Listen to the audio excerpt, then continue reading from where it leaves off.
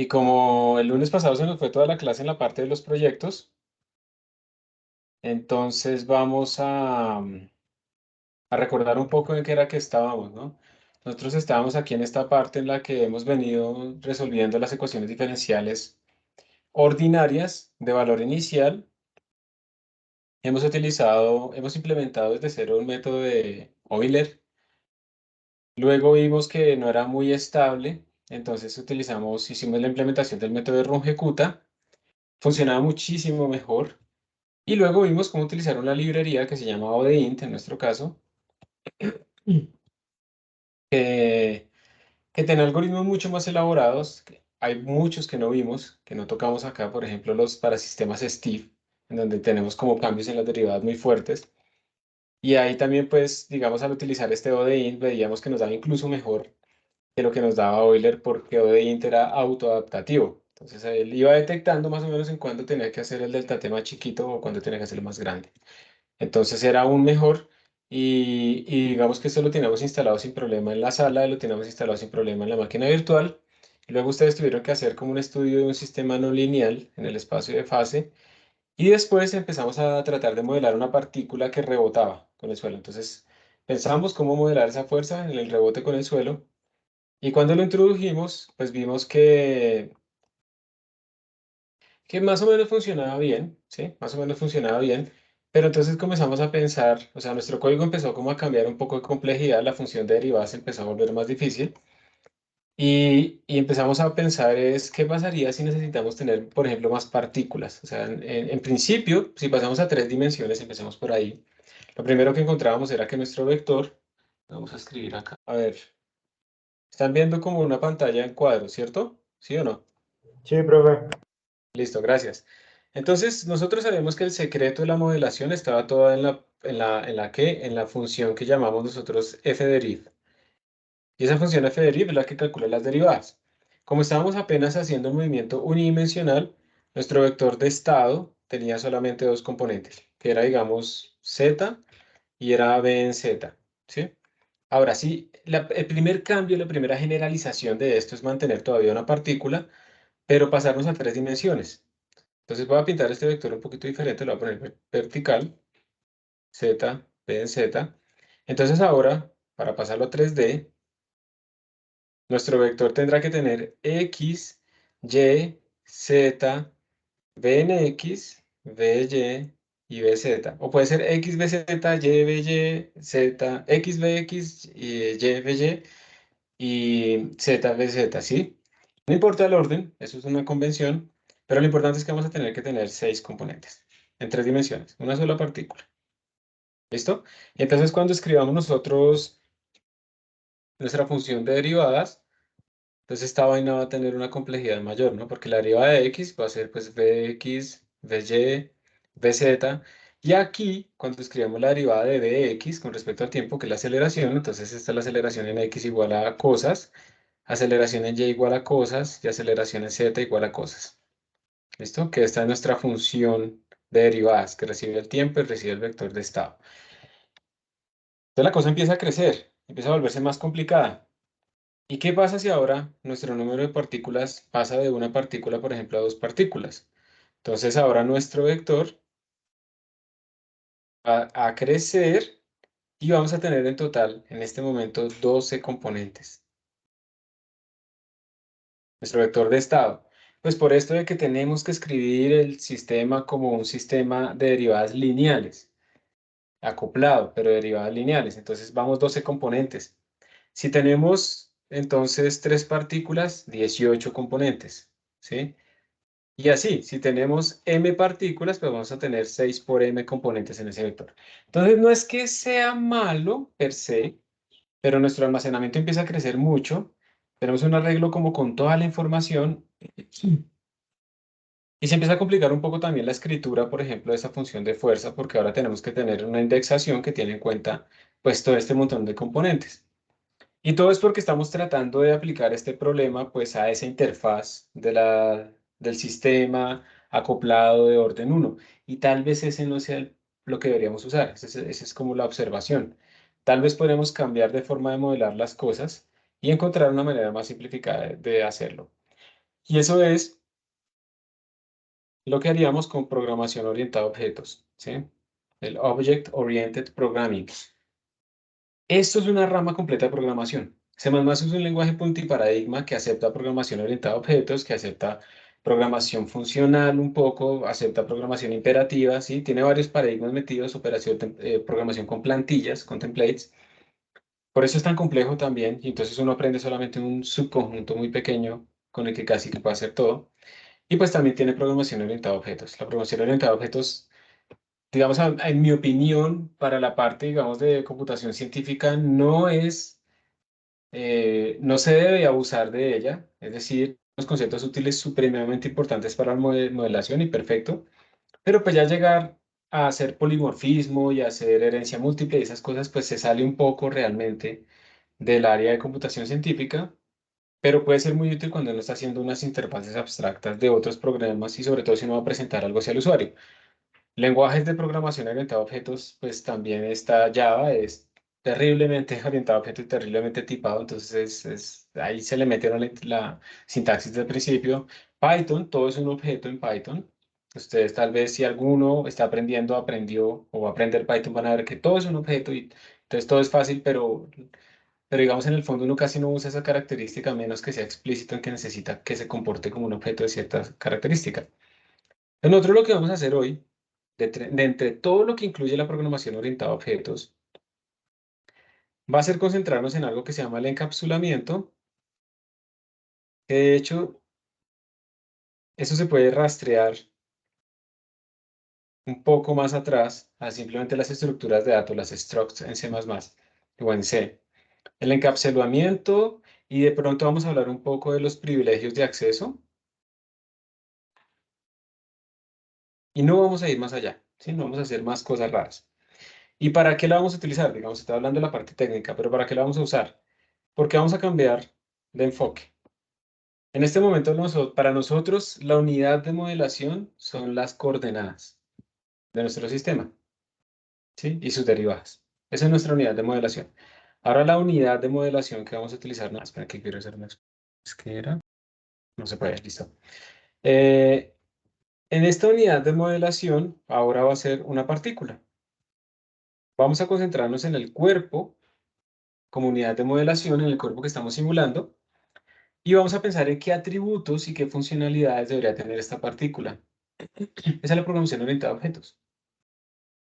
Nos concentramos en un objeto, en este caso nuestro objeto va a ser la partícula, y vamos a ver es cómo esa partícula debería responder, qué debería tener para representar el modelo de ese cuerpo que estamos abstrayendo, qué atributos debería tener, qué funcionalidades debería tener, y, eh, y vamos a después a decirle a esa partícula pues cosas como casi de forma natural, como vamos a hacer que la partícula arranque acá, vamos a hacer que la partícula integre en el tiempo, vamos a hacer que la partícula rebote, o sea, vamos a pensar ahora es en la partícula.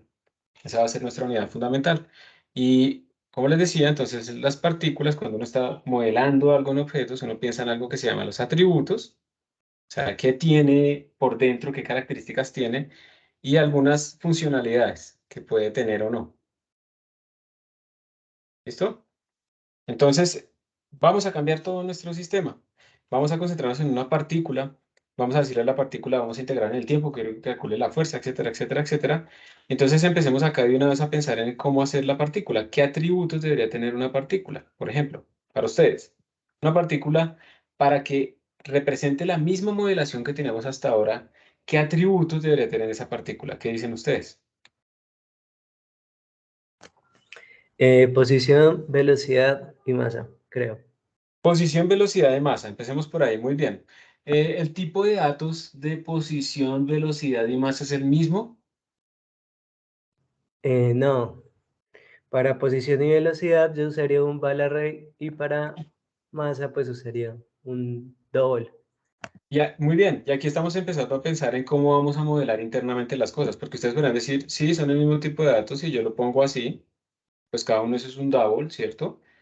Si yo lo pongo así, bueno, y así sucesivamente, la masa también va a ser un double.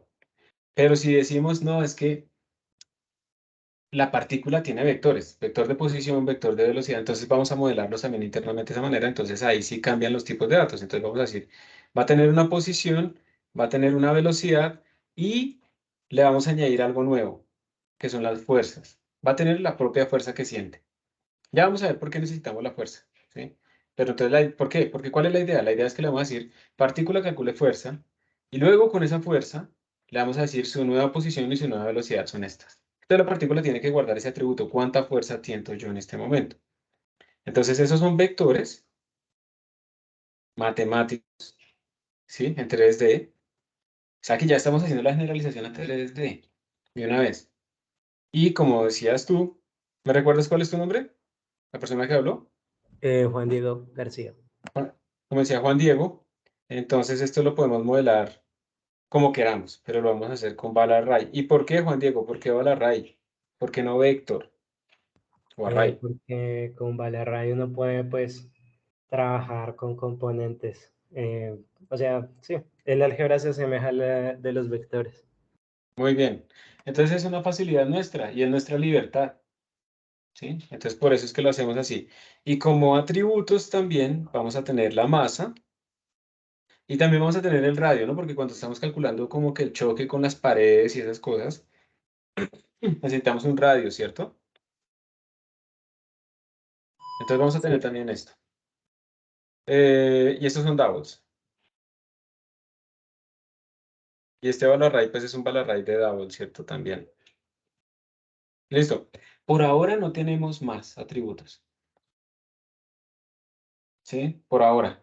Pero claro, si ustedes quisieran hacer cosas cada vez más complejas, uno, por ejemplo, puede ponerles flags, banderitas booleanas de visibilidad. Y uno le puede decir, partícula, usted de repente va a ser invisible. Entonces, invisible quiere decir varias cosas. Puede ser que las otras partículas la atraviesan, ¿sí? Y ella no siente nada, es invisible a las demás. Invisible puede ser que ella se queda fija en ese punto y a pesar de que una pared la quiera mover, pues no hace nada, es como invisible a todo. Depende de lo que queramos decir, pero uno puede poner eso y activarle y desactivarle el atributo visible y con eso uno puede integrar o no integrar esas partículas. O sea, pueden hacer todo lo que quieran, todo lo que su modelo les pida. Uno le puede poner, por ejemplo, un atributo que sea como velocidad fija. Entonces, una partícula que se mueve a velocidad fija y cuando yo le hago el algoritmo de integración tiene que tener en cuenta que si esa partícula tiene activada esa bandera, entonces no le va a cambiar la velocidad, sino que la velocidad es fija. Entonces una partícula que se mueve a lo largo de un sistema de velocidad fija como si yo la hubiera agarrado y le estuviera jalando y puedo ver cómo responden las demás. Todo ese tipo de cosas las puede meter uno ahí muy sencillo. Entonces por ahora este sería nuestro modelo súper sencillo de nuestra partícula como para reproducir lo que teníamos antes. Y ya. No es más, o sea, ahí ya estamos teniendo como nuestro modelo fundamental. ¿Y cómo se hace en la práctica este tipo de cosas? ¿Cómo crea uno nuevos tipos de datos en C++? Cuando ustedes usaron funtores, ustedes ya están utilizando este tipo de conceptos con una clase.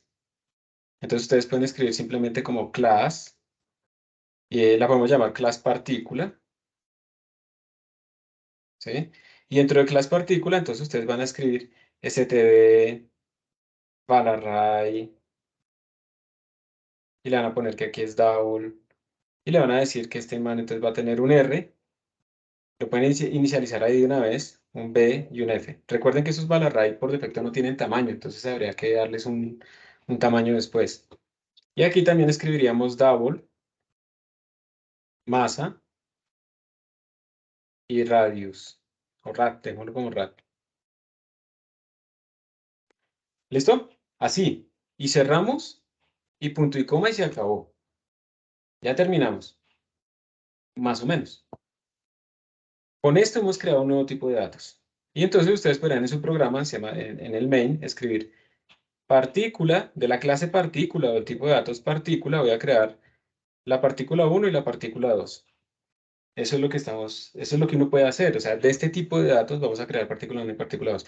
Y resulta que partícula uno entonces es un paquete en este momento. Partícula uno tiene su propio R, su propio Balarray R, su propio Balarray V, su propio Balarray F, su propia masa y su propio radio. Y lo mismo partícula 2. Cada una tiene sus propios atributos. Yo, por ejemplo, podría crear más bien de partícula un arreglo P de tamaño n, bueno, con un vector o como sea. Puedo crear n partículas y cada una de estas partículas va a tener internamente su propio R, su propio V, su propio F, su propia masa y su propio radio.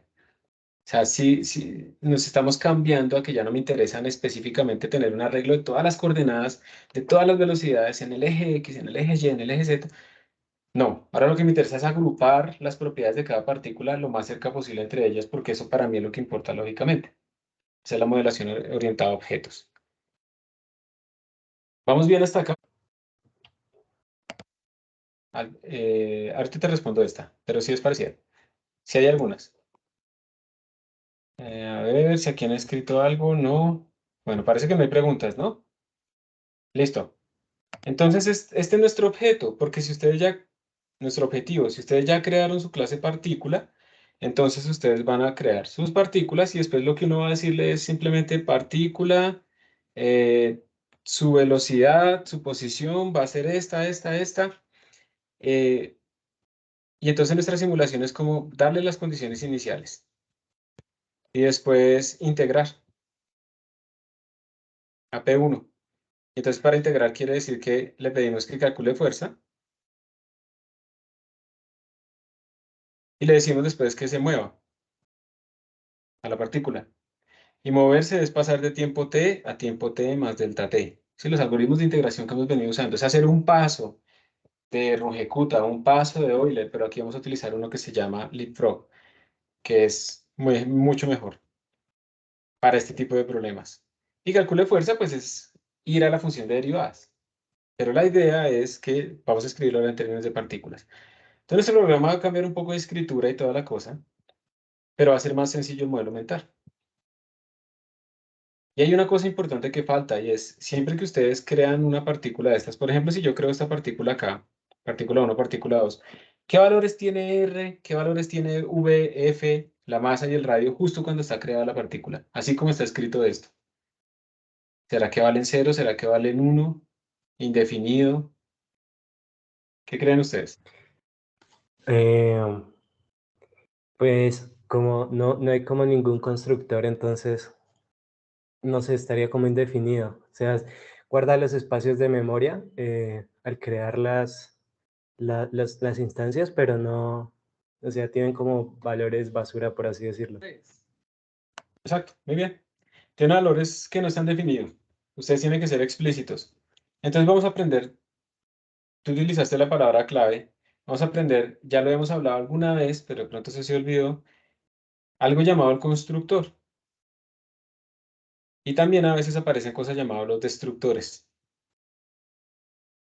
Los constructores y los destructores se encargan de inicializar nuestros objetos en un estado inicial que tenga lógica para nosotros, porque eso depende del modelo. Entonces puede ser que aquí lo utilicemos para decirle que R tiene tres componentes, porque es en 3D, V también, F también, y que todas valen cero al inicio, que la masa vale cero y que el radio vale cero, por ejemplo. Y el destructor puede servir, digamos que si mi partícula tuviera unas cosas internas más complejas, un arreglo, entonces el destructor puede servir para liberar esa memoria, por ejemplo.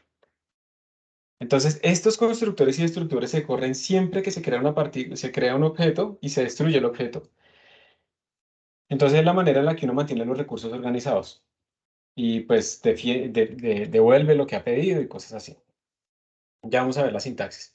Pero por ahora lo primero que necesito que quede como claro es que entonces el modelo este de partículas nos está permitiendo agrupar unas variables de diferentes tipos de datos dentro de un paquete que va a simular a nuestro objeto y que cuando yo declaro instancias, se le llama instancias de esa clase, de ese nuevo tipo de datos, cada una de esas instancias tiene su paquete propio. Entonces, esta P1 tiene su propio R, su propio V, su propio F y así sucesivamente. Y esta P2 tiene también sus propios. No es que los compartan entre ellas y sea el mismo para todas, no. Cada una tiene su propio paquetico, porque es como ustedes, ¿no? Cada uno de ustedes tiene su propia identidad, sus propios atributos, aunque todos seamos seres humanos completamente iguales ante la ley, por ejemplo. ¿Listo? Eso es como lo primero que vamos a ver acá. Entonces, si volvemos al material un momento, la página web, si vamos al material, tenemos esto que está acá. Ay, yo no estoy obligado. O sea, no estás obligado. O sea, No, ¿Se les eso, prendió listo. O sea, esos son pactos se de les siempre prendió o el sea, micrófono? o sea, listo. O sea, Ya, listo. Está prendido tu micrófono, Laura. Ahora lo prendiste otra vez porque yo te lo apagué. Ya. Ok. Entonces, miren, esto que estamos haciendo acá no es nada raro, no es que nos estemos inventando. Esto viene dentro de algo que se llama, que se utiliza mucho en una área de simulación muy grande que se llama Molecular Dynamics. Molecular Dynamics, así como su nombre lo dice, se utiliza bastante para resolver las ecuaciones de Newton en simulación de moleculares. En esas simulaciones, incluso a pesar de que sean a nivel de moléculas, todavía se pueden utilizar las ecuaciones de Newton. La mecánica cuántica no es necesaria salvo ciertas correcciones que se introducen dentro de las fuerzas mismas de una manera de forma, digamos, con campo efectivo, pero uno puede resolver las ecuaciones de Newton incluso si está simulando moléculas. Entonces ahí lo que se hace es básicamente obtener, perdón, amor, está en clase. Te quedó muy bonito. Entonces lo que hace uno es, tiene un conjunto de partículas, moléculas, una membrana nuclear, pero eso también incluso desde las moléculas uno va extendiendo la escala y uno puede pasar por los medios granulares como los suelos, arenas, rocas y puede seguir creciendo a simular glaciares y puede seguir creciendo hasta simular sistemas de anillos planetarios o planetas o lo que sea. Obviamente si yo simulo un planeta yo no lo estoy simulando pues a nivel de ladrillo del ser humano, yo lo estoy simulando como un cuerpo mucho mayor, porque pues todos los modelos tienen siempre su alcance. Pero la idea es que en el fondo lo que se está haciendo en estos casos es resolver las ecuaciones de Newton y utilizando un modelamiento apropiado del cuerpo que estoy estudiando y utilizando también un algoritmo de integración apropiado, como lo ejecuta puede ser, pero eso no se utiliza acá. Ya les explico, ya lo hemos dicho, es porque toca hacer muchas veces la evaluación de la fuerza, eso es muy pesado utilizando leapfrog, métodos simplécticos y cosas así, y calculando las fuerzas. Las fuerzas en estos sistemas de molecular dynamics se calculan a partir de campos de potencial que están parametrizados, que están tabulados. En medio granulares, pues se calculan como lo estamos haciendo acá, como choques realmente, y entonces hay diferentes escalas de aproximación para que sean como suaves, como lo estamos haciendo nosotros, donde uno resuelve la fuerza de colisión en todo tiempo, o hay también en cuando las partículas son muy rígidas y rebotan, entonces por conservación del momentum lineal y angular, uno puede calcular los siguientes valores después en términos de coeficientes de restitución y demás. Pero en el fondo es la misma cosa, tengo un modelo. Puedo calcular las fuerzas, un modelo del cuerpo, calculo las fuerzas sobre ese cuerpo, aplico el algoritmo de integración e imprimo la información y sigo iterando. Y eso es todo. Pero obviamente puede ser mucho más complejo lo que uno dice acá. Si quieren aprender más de la parte técnica, que es la modelación con clases y demás, aquí en Learn CPP ustedes encuentran toda la introducción a las clases y las estructuras, digamos, cómo crear estructuras o clases. ¿Alguien recuerda, esto sí lo hablamos, qué diferencia hay entre tener un struct y un class? Que en el struct por defecto todo es público y en la clase todo por defecto es privado. Perfecto. Y privado quiere decir es que yo no lo puedo tratar de acceder desde afuera, desde la función main. Muy bien, gracias, Juan Diego. Entonces, estas dos son completamente equivalentes porque miren que yo le puse public cuando estoy en la clase, yo le puse public y entonces todo lo que está debajo de este public es público. Entonces es lo mismo que darle declarado como un struct. O yo le puedo poner un private aquí a mi struct y entonces todo lo que está abajo de ese private es público. Es privado, perdón. Entonces yo no lo podré acceder y se comportará como una clase. Esa es la única diferencia. Pueden utilizar class o pueden utilizar struct. Da exactamente lo mismo. ¿Sí? Entonces aquí les enseñan más cosas. Les enseñan que ustedes pueden meter, por ejemplo, funciones internamente. Pueden tener funciones internas. Por ejemplo, aquí para imprimir, si ustedes estuvieran modelando un perro, pues ustedes podrían poner ahí una función que se llame woof, que lo que haga es imprimir a la pantalla woof. Entonces, cada vez que yo le digo al perro ladre, entonces se imprime la pantalla woof, ¿sí? Cosas de ese estilo. Y aquí pues les enseñan más cositas extras para que ustedes pues puedan aprender. Yo no sé si ustedes han visto alguna ayuda a Learn CPP, pero aquí también a veces hay algunos quizzes y bueno, les explican más cositas. Entonces ahí está el enlace. Y también para contarles un poco de Molecular Dynamics, esta es una simulación de Molecular Dynamics de algo muy sencillo. Hay como una cama acá de partículas que están ya como en cierto equilibrio. Esto se simula probablemente con el potencial de Lennard-Jones, Aquí dicen que estos son átomos de cobre. Sí, un átomo de cobre que está cayendo sobre un cristal que ya está enfriado de átomos de cobre. Y entonces, ¿cómo lo perturba, no? ¿Cómo reacciona y cómo lo perturba? Pero miren que no se tocan, pues por el potencial de Lennard-Jones que impide que ya se vayan a tocar. Pero pues son átomos, ¿no? Y uno está simulando los átomos con dinámica molecular y funciona bastante bien. Pero miren los tiempos también, miren que esto es en picosegundos. Las escalas de tiempo son pues completamente diferentes. Modelar, por ejemplo, una partícula de agua, un flujo, una partícula de agua, pues uno no puede modelar el fluido a partir de moléculas. Entonces, dependiendo de la escala, si a mí me interesa acá cómo el agua entra dentro de esta red, entonces yo puedo hacer moléculas de agua, pero las escalas de tiempo pues son escalas pequeñísimas, de nivel atómico.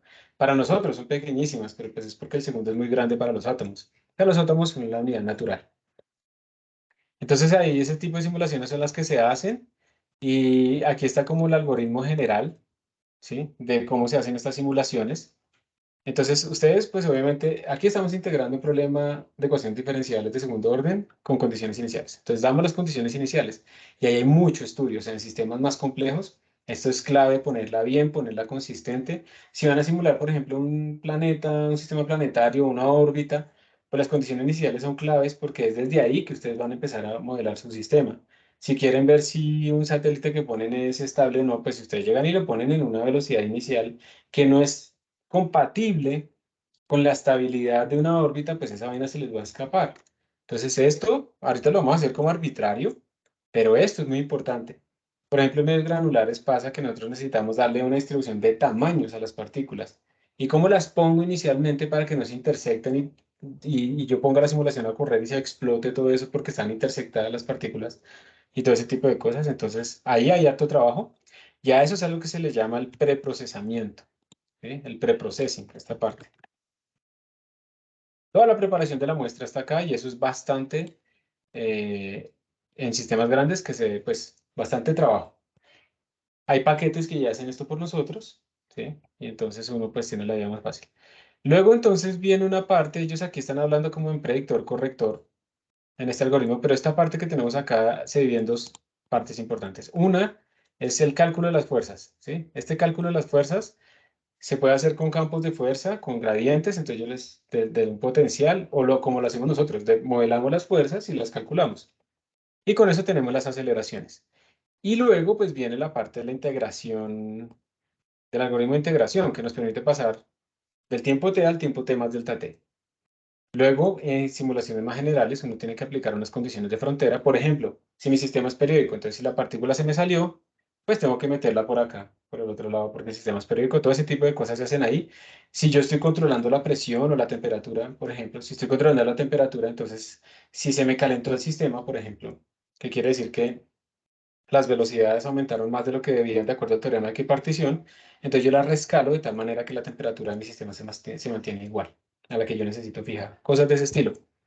Luego uno calcula lo que quiere imprimir realmente, ¿sí? Esas cantidades físicas, y las imprime, por ejemplo, y luego entonces uno ya actualiza el tiempo porque ya pasamos al tiempo siguiente y bueno, volvemos a repetir. Una cosa importante es que yo puedo hacer ese cálculo de esas cantidades físicas, esta parte. Puede ser que yo imprima algunas cosas como para guiarme de cómo va todo, pero aquí uno normalmente también imprime como el sistema completo, una foto. Entonces uno no imprime esto todo el tiempo, sino cada cierto tiempo.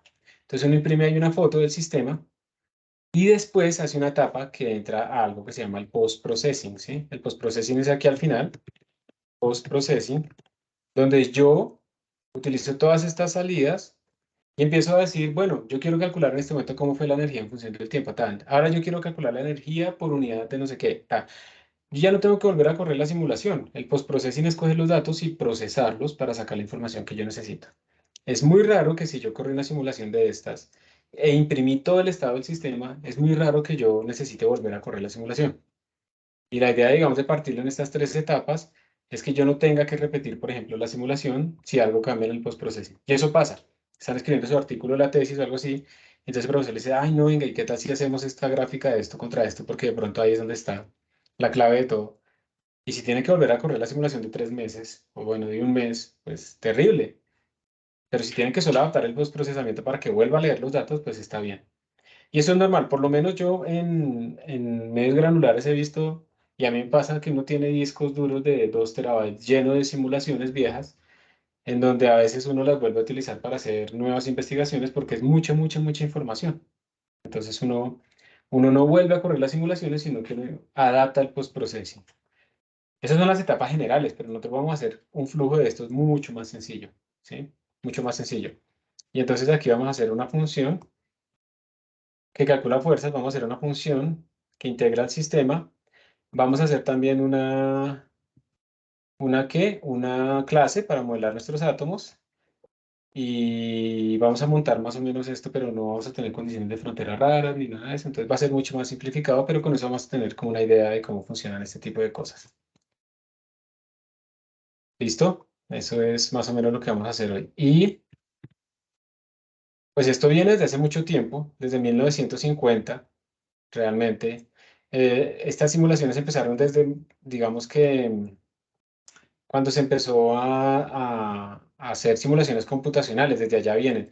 Por ejemplo, el algoritmo de Berlet es bien viejo, este algoritmo de Berlet que se utiliza es famoso acá, pero esto ya lo había descubierto Jean-Baptiste D'Alembert. Ya lo había descubierto, porque en ese tiempo pues ellos tenían que hacer como muchas cosas a mano, ¿no? En 1791. Y como les digo, se utiliza mucho en la parte de átomos, de moléculas, pero llega a utilizarse también en sistemas granulares, en geociencias, en toda la ingeniería de elementos discretos. Y pues digamos que tiene una ventaja y es que ustedes tienen como la información microscópica completa, ¿sí? Ustedes están simulando los componentes de ese sistema complejo, entonces tienen mucha información. Y eso es una gran ventaja porque yo puedo rastrear, por ejemplo, de qué depende una variable macroscópica a partir de esas variables microscópicas que yo puedo controlar de fuerzas y demás. Las ventajas es que puede ser muy pesado. Sí, esa es la desventaja porque pues estoy simulando tan nivel de detalle que eso puede ser muy pesado. Entonces no es que reemplace a simulaciones macroscópicas homogeneizantes como, no sé, elementos finitos o algo así. Complementa y dependiendo de lo que uno esté buscando, pues uno hace una simulación o la otra. Entonces, volvamos acá. Lo primero que vamos a hacer hoy es entonces modelar nuestra partícula, nuestra clase de partícula, ¿sí? Es lo primero. Tenemos entonces una masa y un radio, como dijeron ustedes, que es de tipo Dowell, y un vector que para representar la posición, otro para la velocidad y otro para las fuerzas. Entonces esta es la declaración. Observen que estoy utilizando struct. Eso quiere decir entonces que todos los atributos son públicos y yo puedo acceder a ellos sin problema, ¿sí? Desde la función main. No va a haber problema. Eso no es muy bueno. A la gente le gusta mucho encapsular esto dentro de privados y cosas así, y entonces crear setters y getters, pero yo no quiero como llenar esto de más funciones, entonces lo vamos a dejar de esta manera. Miren, esta es la declaración del Balarray de 3 dimensiones. Ahí está. Para la posición, yo lo puse en mayúscula porque son vectores, la velocidad y la fuerza. Y los inicializo en 0, con 3 componentes. Entonces ya quedaron inicializados por defecto. La masa, y creo que aquí me faltaría el radio también, ¿no? Más tarde. ¿Qué es esto? Miren, esto que está acá, esto que estoy encerrando aquí en color rosado, eso es un constructor. Un constructor, miren que parece una función, pero es una función especial. Miren que esta función tiene un nombre, se llama exactamente igual que la clase, se llama igual que la clase. Recibe cualquier cosa, ustedes pueden declarar varios constructores, uno que no reciba nada, como este, se llama el constructor por defecto, o que reciba argumentos también. Pueden hacer varios constructores en su clase, pero no retorna nada. Ni siquiera retorna void. Miren, aquí yo no le puse void. Un constructor no retorna absolutamente nada. Y entonces eso no es tanto como una función. Parece una función, pero no lo es. Es una función muy especial. Se llama el constructor.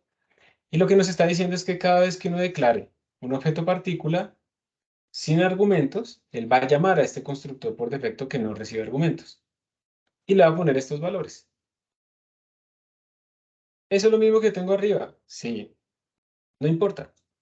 Porque aquí lo que estamos haciendo es mostrándoles ¿sí? Lo que estoy haciendo es mostrándoles que ustedes pueden declarar un constructor y aquí ustedes podrían pedir memoria, podrían hacer lo que quieran. O sea, la idea es que su partícula quede bien inicializada. Y entonces miren que si yo voy aquí a una simulación que utiliza mi constructor, aquí a mi partícula, yo declaro mi partícula acá, ¿sí? Muy importante ponerle ese punto y coma después de declarar la struct. Y miren que aquí, entonces, en la función main, yo estoy declarando dos partículas, body1 y body2. Y estoy modificando la body1 su R y a body2 su V. Entonces, yo lo que quiero es mostrarles a ustedes es esto que significa ya en un código. Entonces, vamos a ver si podemos utilizar el Python tutor. Además, vamos a ver si esto funciona. Listo. Voy a achicarlo un poquito. Entonces, miren, primer concepto. De la clase particle declararé el body1 y el body2. Aquí están. De la clase particle tengo un body1 y un body2. Y miren que cada uno de ellos tiene su propio R. Body1 tiene su propio R. Body2 tiene su propio R. Son cosas diferentes, esos Rs. Cada uno está empaquetando estas características que yo puse acá. Entonces, cada uno tiene su R, su E, su F y su masa. Y por ahora no están inicializados, porque estamos en la línea 12. Apenas se le dijo, oiga, compilador, vamos a declarar dos objetos del tipo particle, entonces guárdeme ahí como la memoria, pero no le dé valores todavía porque no hemos ejecutado esa línea aquí en el Python tutor. Voy a pasar acá, ¿sí? Y lo voy a ejecutar. Entonces le doy tan, y tan pronto lo ejecuté, miren a dónde se metió. Aquí estoy en body 1. Él está declarando en este momento body 1. Entonces observen que como yo no le puse nada, él está llamando el constructor por defecto, por eso se vino a ese particle vacío. Y ahora lo que va a hacer en body 1 es ponerle a R estos tamaños. Entonces, miren, tan. Ya pasamos acá. Él ya ejecutó esta línea donde cogió a R, le dijo es un val array de tamaño 3, V es un val array de tamaño 3, F es un val array de tamaño 3, y todos están inicializados en 0. Ya le dio un valor de inicio por defecto razonable a nuestro sistema. Y falta la masa. Aquí le puso la masa a su valor. Va a salir el constructor, ¿sí? Y va a volver otra vez porque ahora estamos con body 2. Entonces está llamando al constructor por defecto el body 2. Y lo mismo. Listo. Entonces, en este punto, después de esta declaración, se acabó de ejecutar la línea 13 completamente.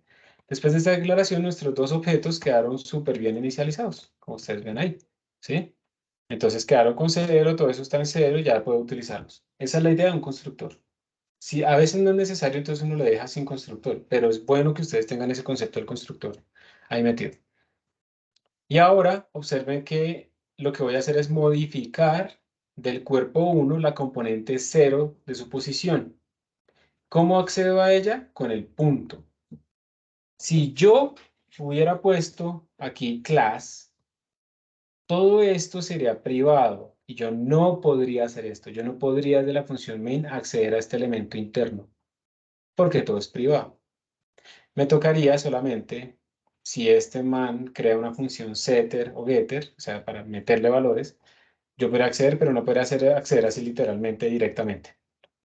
Entonces este punto es para acceder a elementos internos. Me funciona aquí porque todo es público porque estoy utilizando un struct. Así es que se nota lo de privado y público en la práctica. Entonces le voy a dar next y entonces aquí lo que le estoy diciendo es body 1, su componente 0 la posición vale 5.6. O sea, miren, este R de body 1, su componente 0, esta, tengo acá, va a cambiar.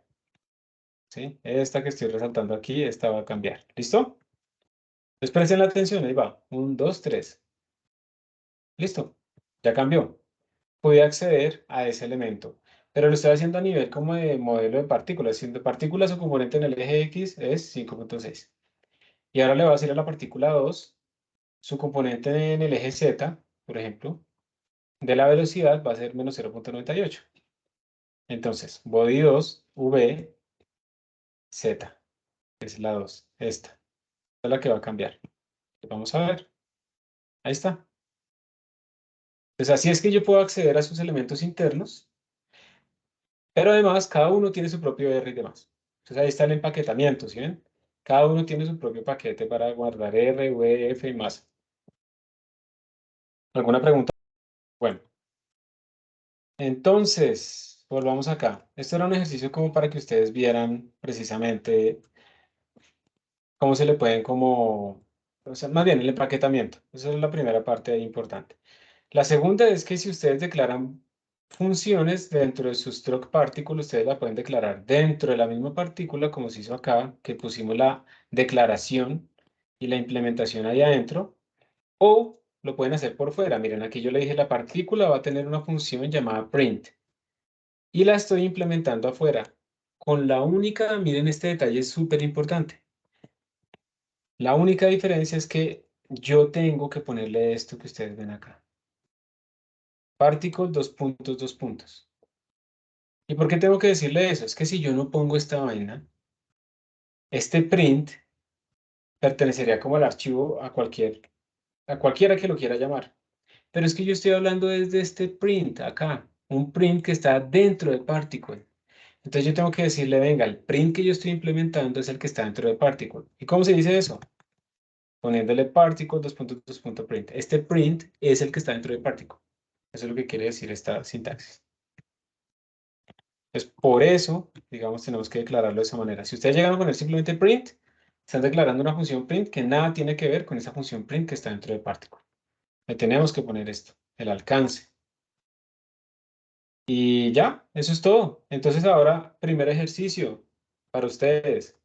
Primer ejercicio es crear una partícula una estructura particle y la van a guardar en dos archivos diferentes. Uno para la implementación, para la declaración, que es el particle.h, y otro para el particle.cpp. Bueno, de hecho yo les voy a mostrar esta implementación para que ustedes se guíen. Entonces lo que vamos a hacer es empezar a hacer esto también por archivos. Particle va a estar en su propio archivo, el algoritmo de integración va a estar en su propio archivo, el cálculo de fuerza en su propio archivo, y la función main, esa va a estar en su propio archivo. De tal manera que si yo quiero cambiar las fuerzas, bueno, primero que todo, la función main va a ser corta, solo se va a preocupar por la simulación como tal, no por las implementaciones. Pero además, si yo tengo cambios, digamos, en la integración, solo modifico ese archivo de allá y listo. No tengo que estar modificando como que estoy separando los concerns y eso es muy útil para que uno también no acople tanto sus funciones. Entonces vamos a hacer esto de una vez. Yo se lo voy a pasar directamente. Eso lo tengo por acá. Aquí están las soluciones. Entonces miren que particle.h va a tener este código, pero más bien yo se los voy a poner directamente allí. Y particle.cpp va a tener. Listo. Entonces vamos a mirar acá en nuestra consola. Voy a entrar a la fecha de hoy. Se acabó el año. En un mes estarán ustedes todos trasnochados porque ya es 25, ¿no? De diciembre. Levantándose apenas ahorita. No, ni siquiera. Yo hace tanto tiempo que no me levanto tarde. Eso es un lujo. Aprovechenlo. Ya tengo los dos códigos. Entonces miren. Antes, tratemos de predecir. Mirámoslo de una vez. Va particle.h. ¿Qué tengo en particle.h? Tengo la declaración de mi estructura, ¿sí? Ahí está, struct particle. Tengo sus atributos y mi estructura va a tener dos funciones. Una que es el constructor y otra que es una función como de ayuda que se llama print. ¿Alguien recuerda para qué sirve este pragma once? Para que cuando uno le pida al compilador que lea las librerías, no las lea dos veces. No las incluya dos veces. Ajá, muy bien. Porque normalmente estos .h son los que uno va a meter en el include, en sus códigos. Entonces uno le pone este pragma once para que tenga cuidado y no me la incluya dos veces, porque, bueno, ¿cuál es el problema si la incluye dos veces? El problema no es que la incluya dos veces. El preprocesador la incluye dos veces y él sigue y ya, y pasa a la etapa realmente de compilación. Pero en la compilación entonces va a ver que hay dos declaraciones de la misma estructura, o de los mismos tipos de datos, que se llaman igual, tienen el mismo tipo de datos, tienen el mismo alcance. Entonces va a generarnos un error de compilación, porque está dos veces declarado lo mismo. Es por eso realmente. Entonces este pragma once nos salva de eso. Entonces, estas son declaraciones. Aquí estamos viendo que la partícula se llama así, que tiene arrays, bar arrays, que tiene masa, no sé qué, pero no sabemos cómo se construye y no sabemos qué hace la función print. Puras declaraciones. En el CPP, entonces, incluimos el particle.h para que él sepa las declaraciones y le empezamos a implementar cada una de las dos funciones. Por ejemplo, en este caso, entonces yo aquí le estoy implementando el constructor, se lo estoy implementando, y le estoy implementando la función print. Pregunta, ¿es necesario o no es necesario poner este particle? Sí, es necesario, ¿Por qué? porque está por fuera de la propia declaración de la estructura. Exacto, bien. Entonces, para decirle que este particle paréntesis viene de la estructura misma. Es el operador de alcance. Y eso es todo. Entonces, y esta función print, pues por ahora es muy tonta, es una función que simplemente está imprimiendo la posición en el eje X, y uno, pues, no hace mucho realmente, pero es un ejemplo de cómo implementarlo. Ahora bien, ¿qué dicen ustedes? A ver, ¿esto compila o no compila? No, el CPP no, ¿Por qué? ¿Por qué será que no compila? porque pues estamos diciéndole que estamos pasándole unas funciones para un, ¿cómo se dice? Como path, una vía que no existe todavía porque pues no hemos declarado la estructura partícula aún. Sí está declarada en punto Ah, H, ya, profe. sí, no había visto que tenía el include. No, entonces sí, yo creo que sí. No, pero hagamos una cosa, hagamos una cosa. Es que aquí aprendemos así con errores. Así, mira. Listo, ya lo quité. Mira. Entonces voy a tratar de compilar. Entonces dice error use of undeclared identifier particle. Entonces de pronto ese es el problema. Entonces vamos ahora, voy a volverlo a editar y se lo voy a incluir para ver si ese es el error, ¿sí? Y así aprendemos si sí es o no es. ¿Te parece? Include. ¿Vale? Y aquí le ponemos, ¿cómo se llama? Particle.h. Ahí está. Listo. Vamos a compilar otra vez. Mira que ya lo tiene. Include particle.h. Ya salieron más errores. ¿Qué será? Ni siquiera esto funciona, listo. Lo que pasa es que cuando ustedes utilizan así el G++ para compilar y demás, él necesita que exista una función main. Y en estas cosas, nosotros hasta ahora no tenemos una función main. Tenemos unos archivos para nuestra simulación, pero no hemos creado una función main que le enseñe a nuestro compilador cómo es que estamos utilizando esta clase.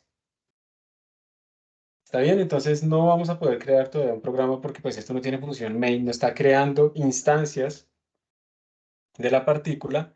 Entonces realmente aquí hay muchos errores que no tiene sentido ponernos a resolver en este momento por el simple hecho de que nosotros todavía no hemos pues como generado toda nuestra infraestructura, que es pues la función main al final que va a utilizar nuestro sistema. Bueno, ese es como nuestro problema por ahora, Ok. ¿vale?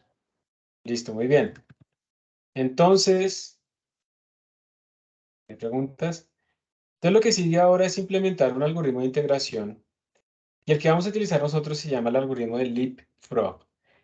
Como les decía, en dinámica molecular aparecen unos algoritmos especializados para ecuaciones de segundo orden y en el sentido en que son especializados porque tienen digamos, un buen orden de integración, son del orden delta T a la 3, delta T a la 4, como ejecuta, por ejemplo, pero además cumplen otras propiedades que son útiles en esos casos, como cuando se conserva la energía, porque esos algoritmos se deducen a partir de unos operadores que son simplécticos. Eso lo van a ver ustedes un poco de pronto en mecánica analítica. Y entonces estos algoritmos simplécticos tienden a seguir la solución exacta como alrededor sin desviarse. La separación no crece en el tiempo, se mantiene como relativamente constante. Entonces, si mi trayectoria es así, ellos tienden a estar alrededor de esa trayectoria. Entonces, tienen unas estabilidades mejores y además, computacionalmente, no obligan a que ustedes calculen la fuerza varias veces por paso de tiempo. Normalmente es una o dos como mucho. Leapfrog, por ejemplo, es una sola vez en el tiempo. Entonces, esta es la formulación del algoritmo de Leapfrog. Bueno, aquí está también el wiki y unos ejemplos ahí de cómo aumentar el orden y demás. Pero esta es la formulación del algoritmo de Leapfrog. Y yo lo que voy a hacer aquí es, tenemos que analizar un par de cosas de este algoritmo, aunque yo no me acuerdo si nosotros ya lo discutimos o no en clase. ¿Ustedes me pueden recordar, por favor? ¿Ya lo hicimos en clase? ¿Ya hablamos del algoritmo Leapfrog o no? No, profe, creo que no. Listo. Gracias. Entonces, el algoritmo de Leapfrog, si ustedes lo ven ahí, parece casi que el algoritmo de Euler, porque miren que lo que les dice es la siguiente posición es igual a la posición actual más la velocidad por el tiempo. La siguiente velocidad es la velocidad anterior más la fuerza por el tiempo sobre la masa, la aceleración por el tiempo. Entonces uno dice, pero pues, esa vaina es como Euler, pero Euler no es. Por calcularlo de esta manera, y miren que el delta t de la velocidad es diferente al delta t de la posición, y al calcularlo de esta manera, este algoritmo de delta t al cubo, Euler es delta t a la 1, y este algoritmo es de delta t al cubo, en ambas dimensiones, ¿sí?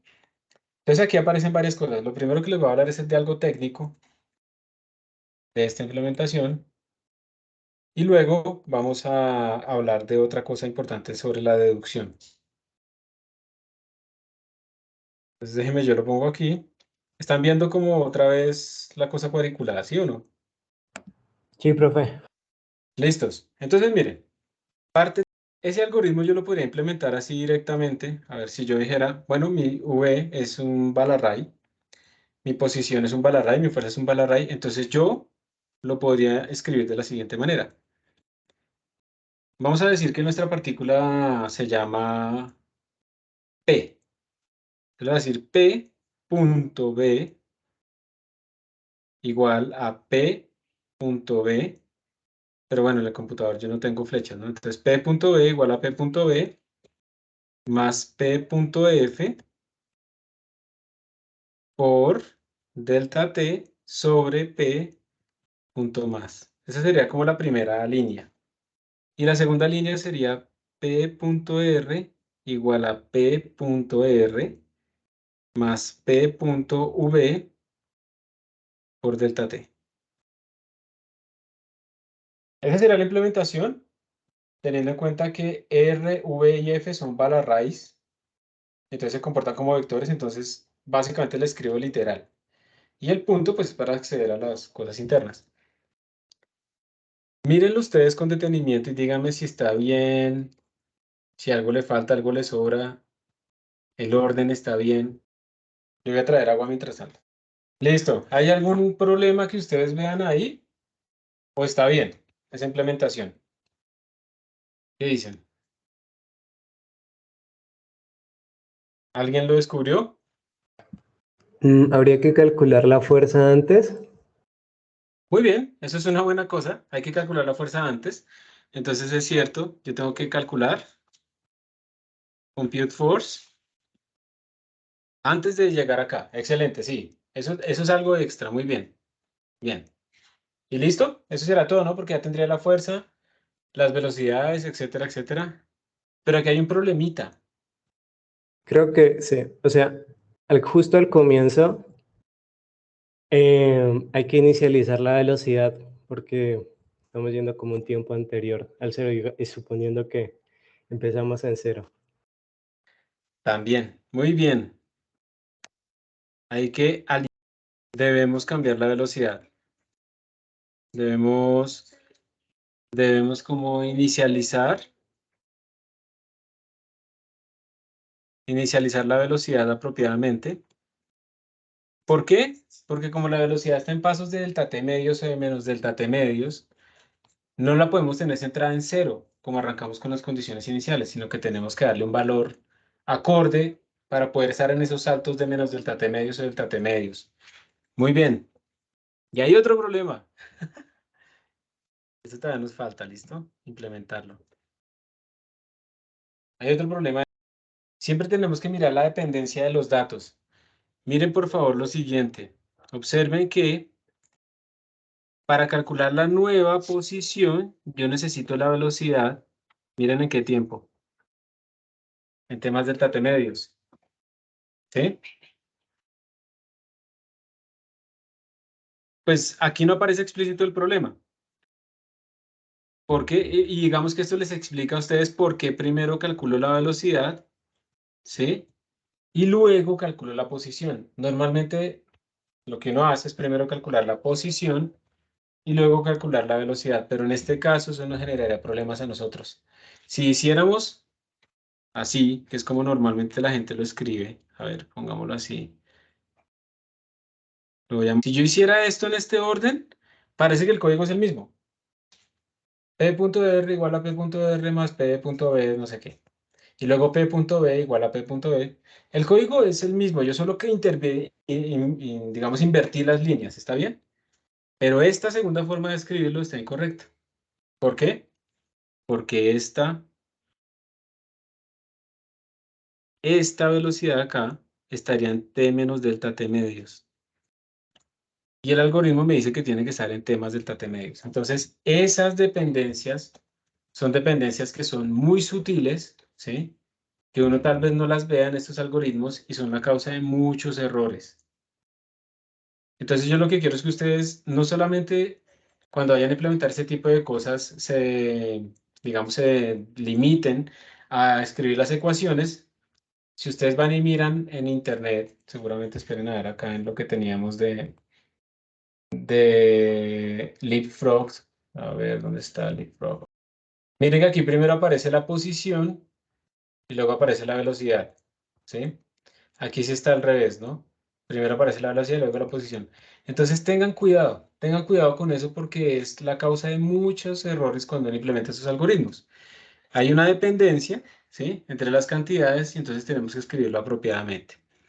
No estaba explícita porque yo ya lo puse en el orden apropiado acá.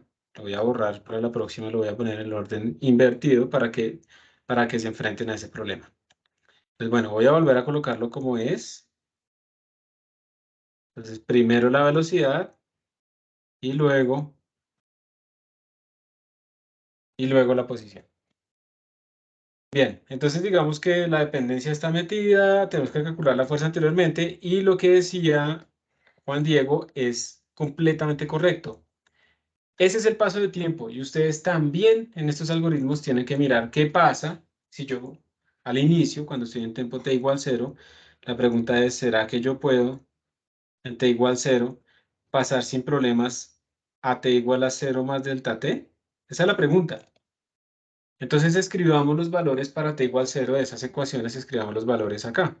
Tendríamos v en 0 más delta t medios es igual a v en 0 menos delta t medios más la fuerza en 0 por delta t sobre la masa.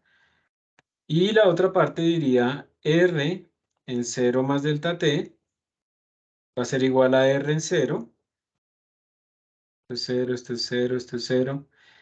Más la velocidad en 0 más delta t medios por delta t. ¿Qué es lo que nosotros sí tenemos al inicio? Nosotros tenemos r de 0, b de 0 y digamos la fuerza en 0, porque ya calculamos la fuerza. ¿Listo?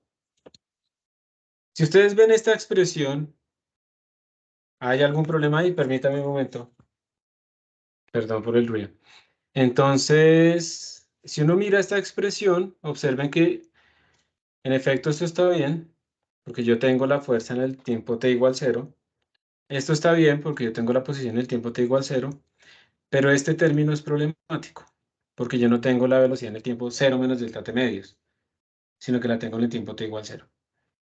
Y entonces esto implica que yo tengo que hacerle algo a la fuerza. Antes de poder aplicar el algoritmo de integración, tengo que hacerle algo a la velocidad. Tengo que correrla. Tengo que convertirla en el tiempo 0 menos delta t medios. Y pues aquí lo que vamos a hacer es una expansión de Taylor fácil. Entonces lo que vamos a decir es que esta velocidad en el tiempo t, delta t medios hacia atrás va a ser la velocidad inicial menos delta t medios, la fuerza inicial sobre la masa. A esto que tenemos acá se le llama. ¿Listo? Esos son los análisis que uno tiene que saber hacer con estos algoritmos de integración. Las dependencias cuando lo implementa y también saber si al inicio si puede arrancar o no las cosas o si le toca hacer unos ajustes. Y ya, con eso es todo. Entonces cuando nosotros vamos a hacer la integración del sistema, primero tenemos que hacer cálculo de fuerzas,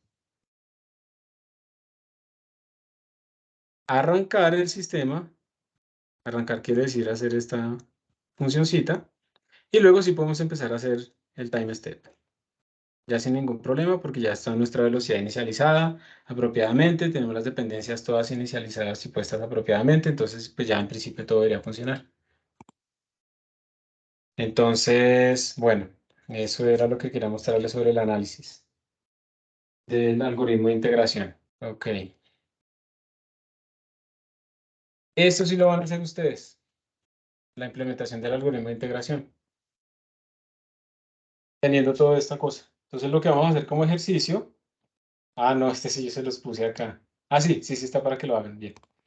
Entonces la idea es que ustedes van a crear una nueva clase, lo vamos a llamar Time Integrator. Pueden ser clases o pueden ser funciones. En este momento lo quise hacer con clases, simplemente para que ustedes practiquen un poco, digamos que toda esta parte de utilizar las clases, ¿sí? Simplemente es por eso.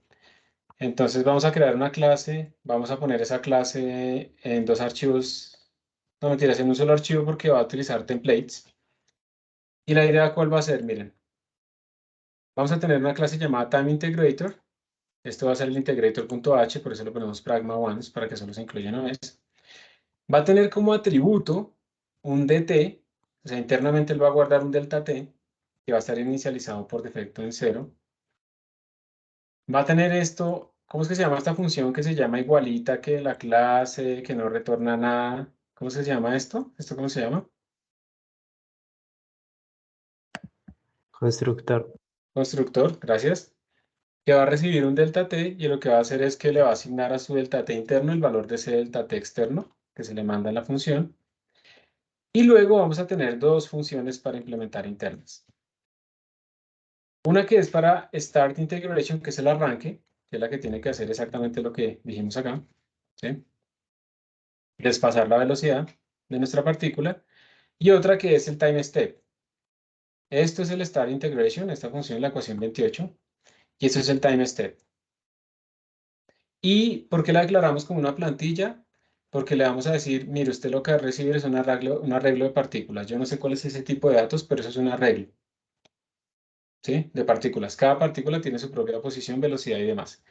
Entonces lo que vamos a hacer es iterar sobre esas partículas. Idealmente, pues yo les sugiero que lo hagan con un for automático, o sea que esa iteración sea simplemente for auto, ¿sí? Si quieren le llaman body en array. Y para cada una de esas partículas, pues van a aplicar lo que tengan que aplicar, ya sea el algoritmo de integración o ya sea el desfase. Así de sencillo. ¿Por qué le pongo este ampersand? ¿Por qué creen que tengo que ponerle ampersand?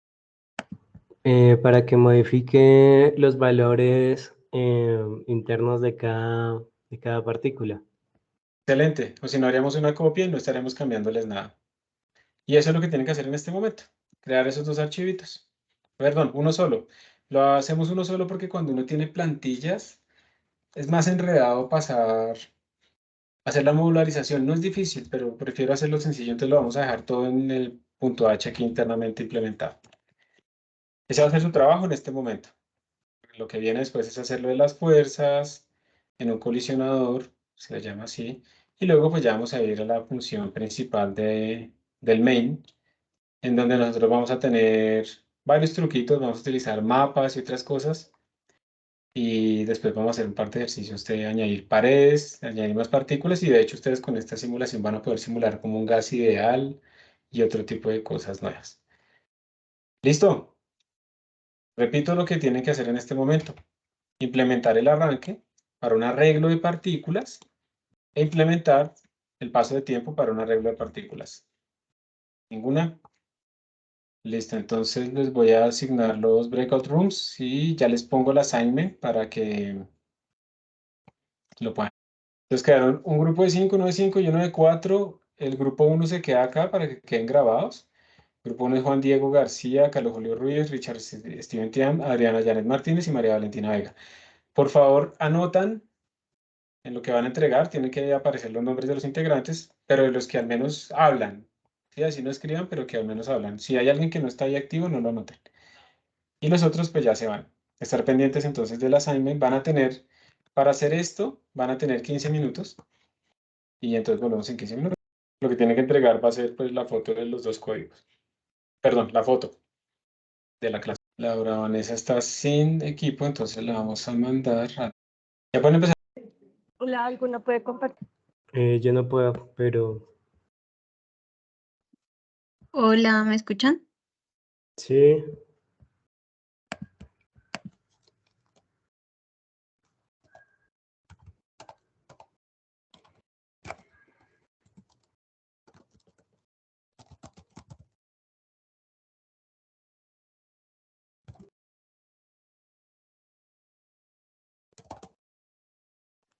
Aló, es que yo no los escucho. Hola, hablé. Ah, ¿Aló? ¿Aló? No. ya, ahora sí. Ah, ok, Bueno, listo. ¿quién puede ir compartiendo? No, yo no puedo compartir la pantalla. Bueno, voy a intentar yo. Dale. Un momento. ¿Es con el código base del profe? ¿Sí? Sí. Yo Sí. ya casi acabo.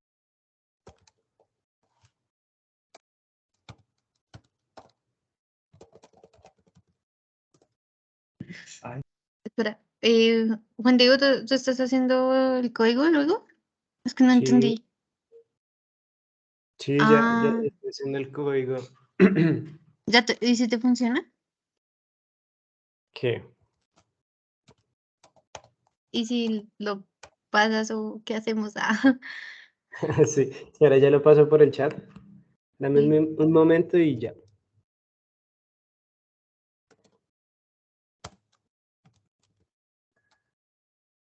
Lo que no sé cómo hacer es qué hacer con las fuerzas, porque pues no hemos hablado de ninguna fuerza en específico, ¿no? Mm, espérame a ver. ¿Ya lo pasaste? Espera. No. Miramos aquí.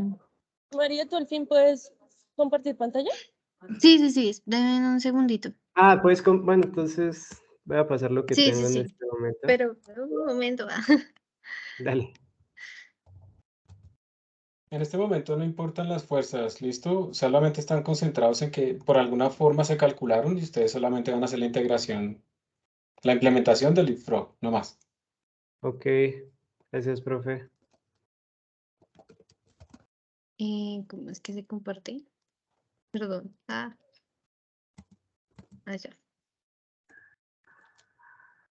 ¿Sí ven la Ah, pantalla? sí. Sí. Sí. ¿Sí? Mm,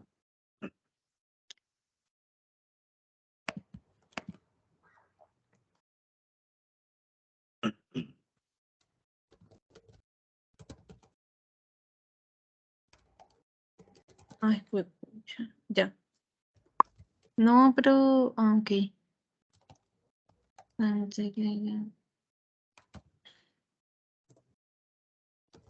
Ay, no sé qué hice. Ayuda.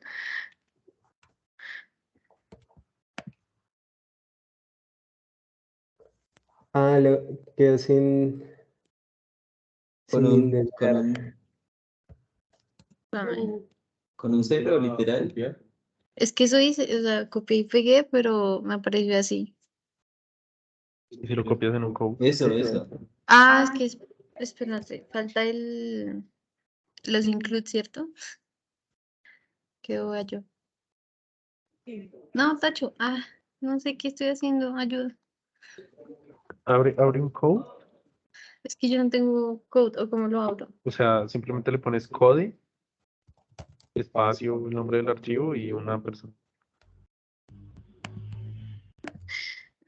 Nadie más puede preguntar.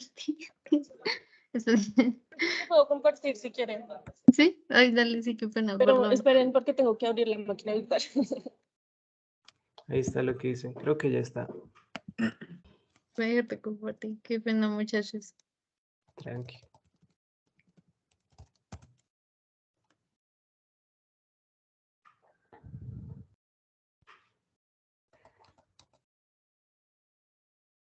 Amberpo. ¿Eso es en un IMAX normal? Pues no sé si se pega por Emacs, pero pues sí, creería que sí, ¿cierto? El profe, ¿dónde lo hizo? Ah, me falta corregir algo. Esperen un momento.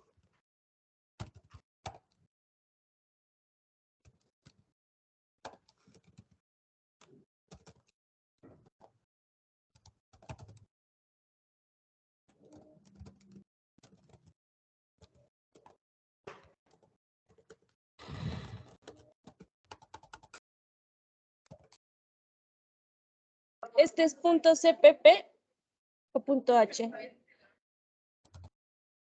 No sé, creo que da igual. Punto H. Ok. ¿Punto H?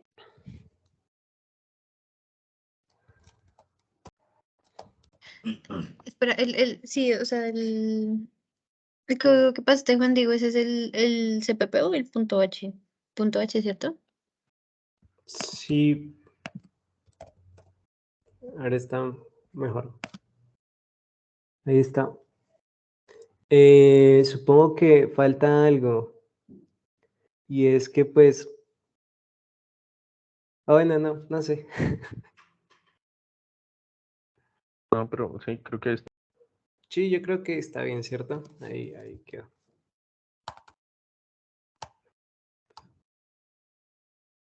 ¿Ahí ven mi pantalla? Sí, sí. Ok. Entonces copio el código que mandó Juan Diego. Sí. Y no necesito un include. No, Supongo. porque es el punto Ese es H. el punto H. Ah, sí es. Sí, más está bien.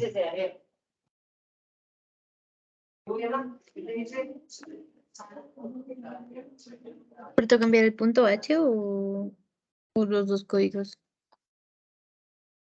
O sea, el Pero sí punto se H. copia raro, Mili.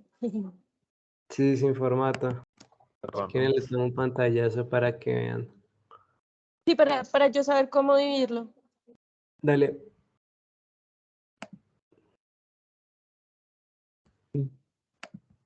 Ah, ok. O sea, lo toma como si fuese una sola línea. Sí. Sí, Sí. sí, es que a mí también me pasó lo mismo. Por ahí colapsé. Ah.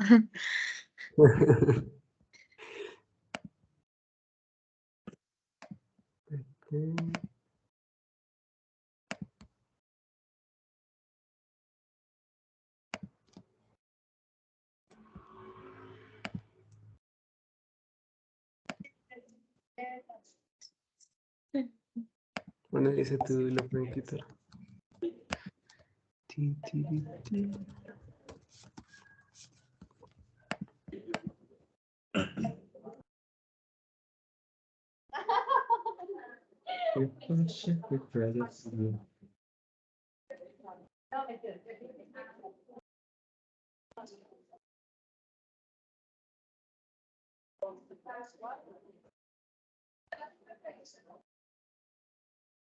Párate ahí donde dice struct, en la S, y le das enter también. Acá. En la S, en la S. Dale enter. Pragma ¿Por qué, más sí. por qué pasa eso? De que no se copia bien. Eso es culpa ahí de cómo se comunican esas aplicaciones que quitan esas nuevas líneas.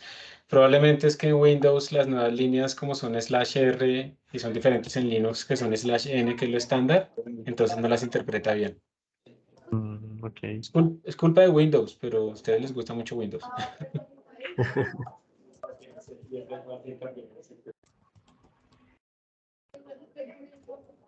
Vuelve al código.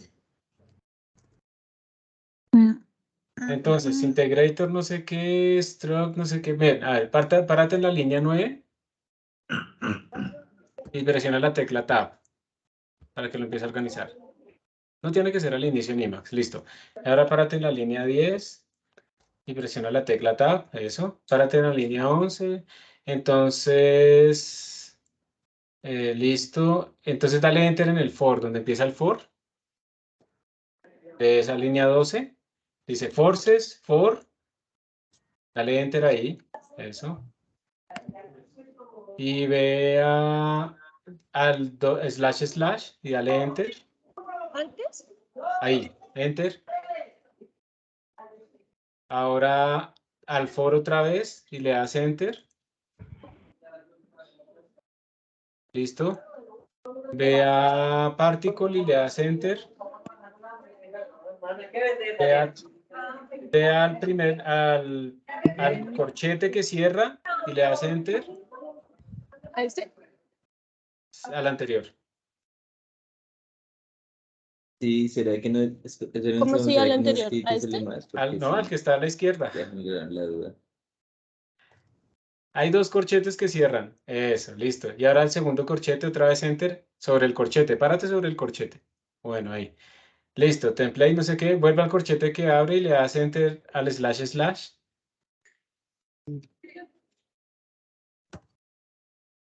Ahora le das enter al otro // No, te pasaste. Te pasaste. Ahí, no, el segundo es. Ahora le das enter al for. Ahora le das enter al //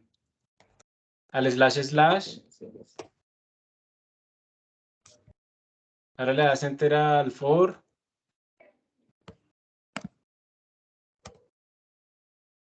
Ahora le das enter a particle. Y ahora le das enter a particle después del punto y coma. Y ahora le das enter a cada uno de los corchetes. Sí, Diego, mejor asegúralo, por favor. Listo. Ya le puedes tomar foto y mandarlo.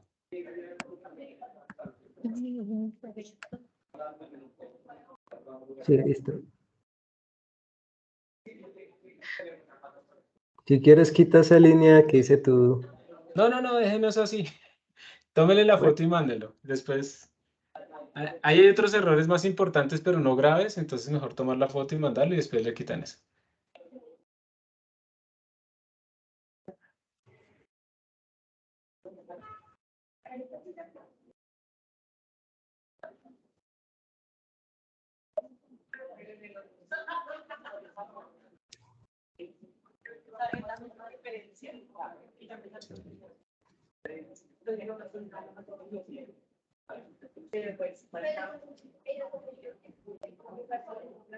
Ay, no, ¿qué hice?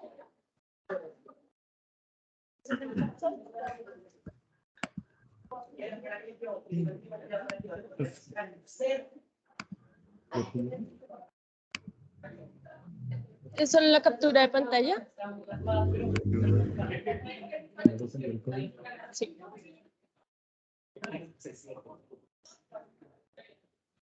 Ya.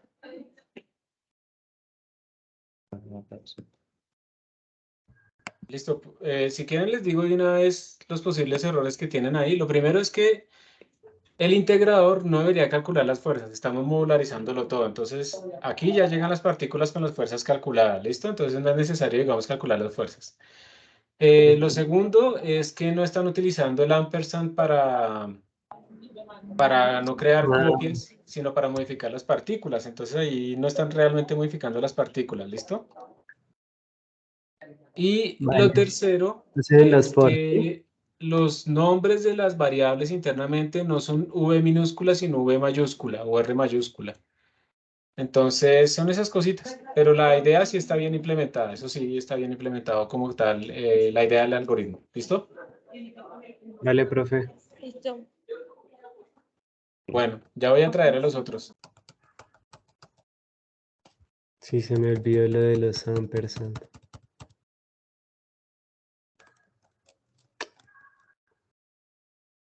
Pero es culpa de todos porque ya hay 10 ojos, ¿no? Mirando. Sí.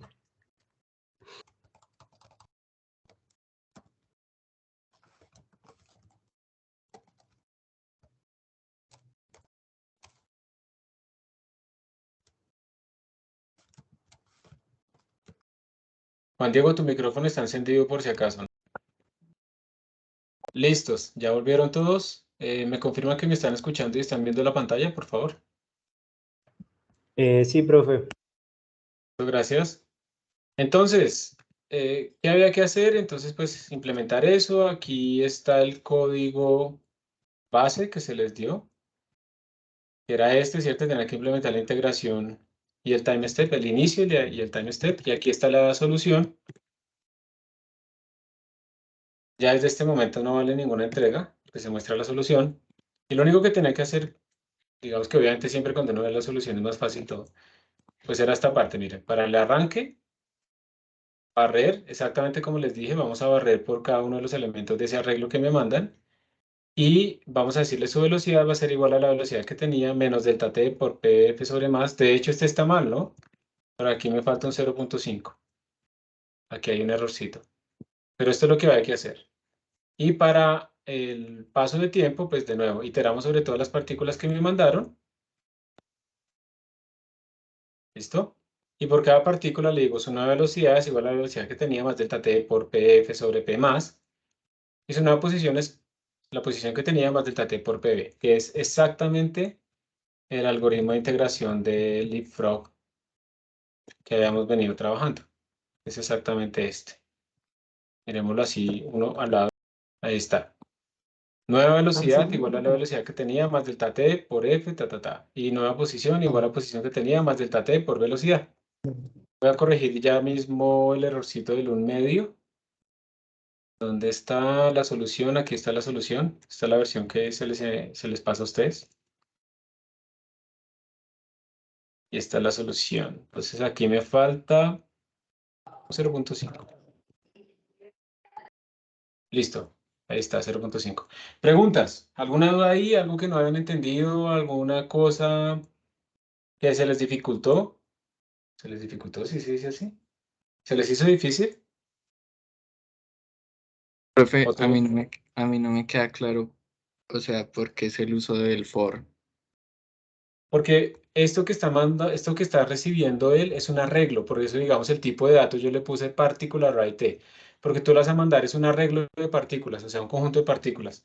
Tú le vas a mandar, por ejemplo, un std vector de particles. El tipo particle, digamos que se va a llamar system y tiene, no sé, n partículas. Entonces el man lo que va a recibir es un arreglo de partículas, entonces por eso tienes que hacer un for para recorrer cada una. Si escribieron solamente esta parte de aquí adentro, pues eso es lo que hay que hacer por partícula, bien, solamente habría faltado iterar, pero pues la idea está en general bien, pues no está completo, pero está en general bien. ¿Está bien? Es por eso. Vale, profe. Es como porque tú lo que estás diciendo es, yo quiero que mi integrador reciba todo mi sistema y le haga la integración. Yo no quiero empezar a iterar por mi sistema y decirle que a cada partícula me la vaya integrando, simplemente es por eso. ¿Alguna otra pregunta? ¿Algo que se les hizo difícil? ¿Que ahora sí entendieron o algo que no? Ok. A ver si de pronto aquí hicieron algo. No, listo. Entonces ya está implementado nuestro integrador. Este integrador entonces va a recibir a nuestras partículas y va a hacerle la integración. Observen aquí ya en el función main.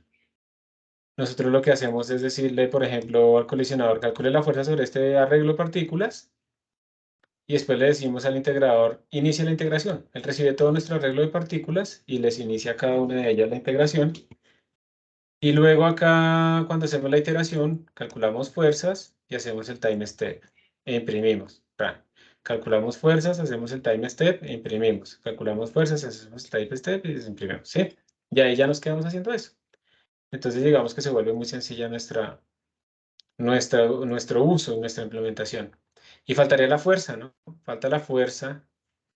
Y la fuerza entonces normalmente, bueno, depende de la aplicación, pero normalmente la fuerza se modela, puede ser con funciones que calculen fuerzas, que reciben nuestro sistema y les calcula la fuerza, o con clases, con un clase de colisionador, donde el colisionador pues no solamente hace colisionar partículas entre ellas, que allá hacia donde vamos, es hacia donde vamos, sino que también les calcula las fuerzas en general. Podemos ponerle otro nombre, pero es muy típico llamarle colisionador.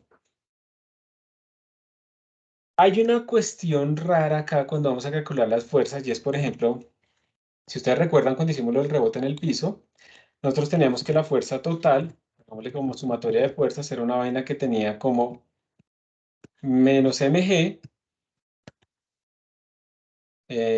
digamos en dirección z, Pero hagámoslo, digamos, solamente en una dimensión. Más K por delta. ¿Se acuerdan que mg era para la gravedad? ¿Y K por delta para qué era? ¿Se acuerda alguien? Para la fuerza elástica del rebote. El rebote, exacto, que iba hacia arriba. Entonces, lo que yo quiero que ustedes vean es que empiezan a aparecer como unos parámetros.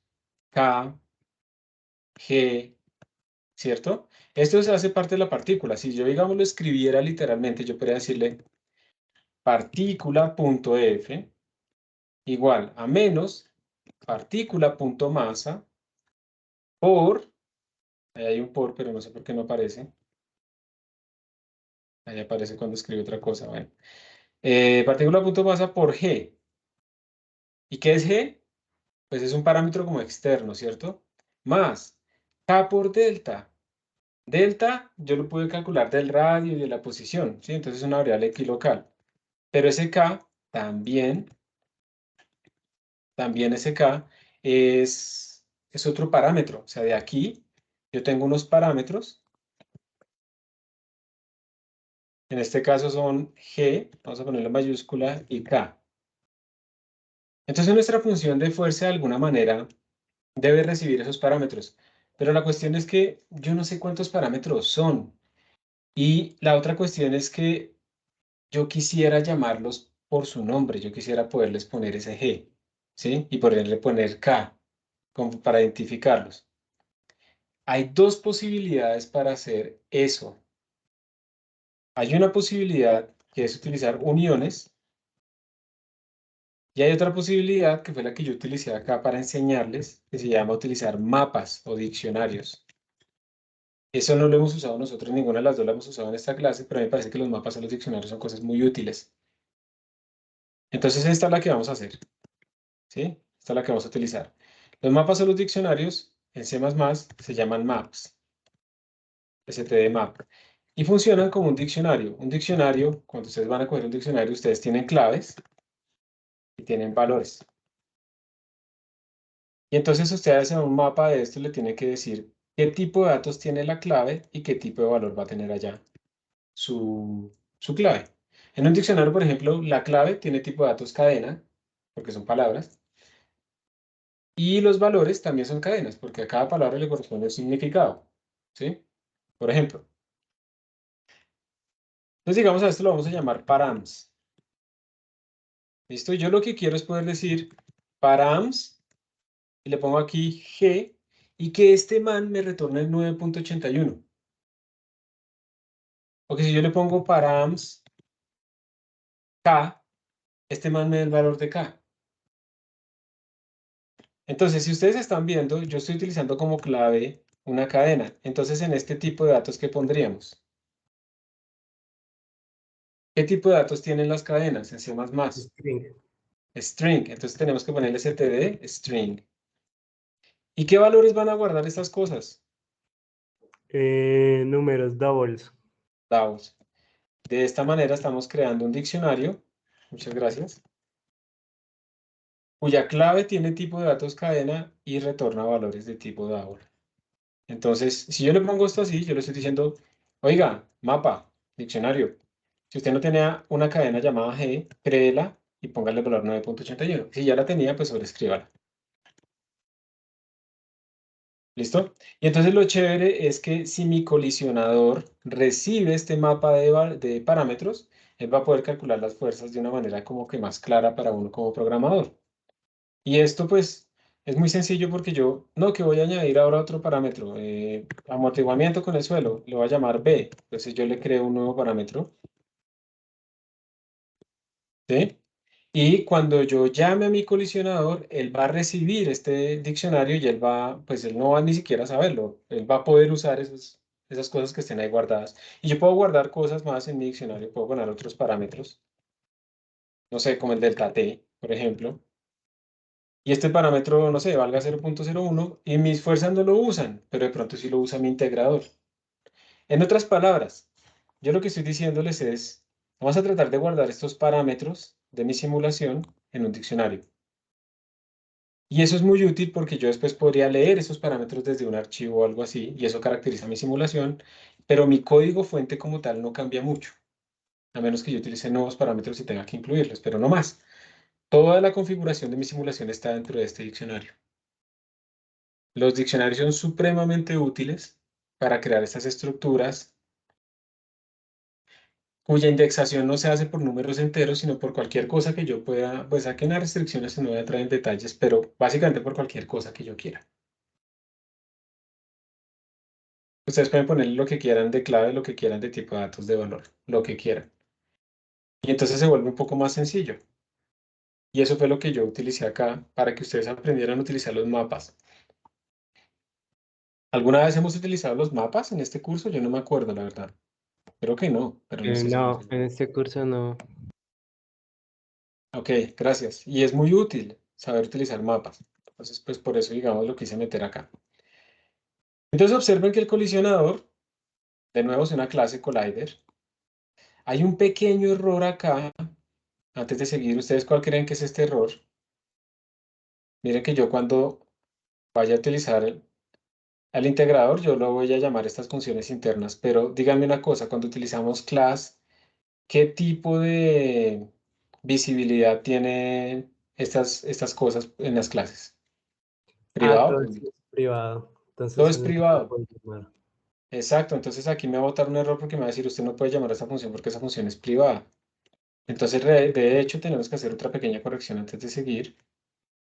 Ah, pero aquí sí está, mírenla. En la solución yo sí la tengo. Tengo el público aquí explícito. Entonces aquí, sí, en el que yo les pasé sí está bien, siempre está bien aquí. Pero lo intento y se los vuelvo a pasar. Listo. Pero para las próximas versiones voy a dejar eso acá explícito. Porque eso yo creo que ninguno de ustedes se había dado cuenta tampoco que eso faltaba, ¿sí o no? El público. No, pero yo sí hice struct en vez de class. Pero bueno. Exacto. Ah, bueno, bien. Bueno, entonces espérense, yo lo añado. Git add integrator. Git commit -m add integrator using lib proc. Ok. Entonces vamos a las fuerzas, como les decía. Aquí está la solución. Aquí está la del estudiante, que es la que ustedes están viendo en este momento. Aquí está la versión HTML. En nuestras fuerzas. Y entonces por eso es que aparece que privado, nuestro colisionador va a tener un diccionario de parámetros, ¿sí? Tipo de datos string para las claves, double para los valores. Entonces esto va a ser la forma en la que nosotros vamos a poder meter esos parámetros fácilmente.